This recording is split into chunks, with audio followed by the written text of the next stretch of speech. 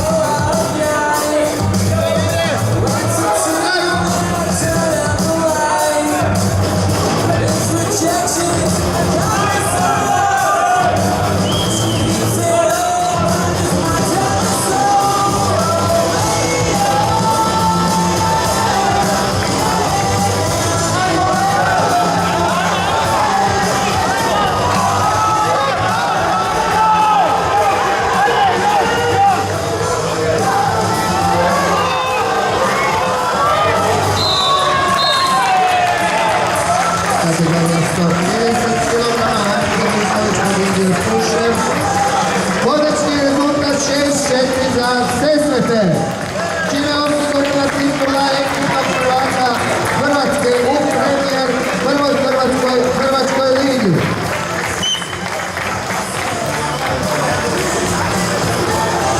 Ovdje smo i završili prvu Hrvatsku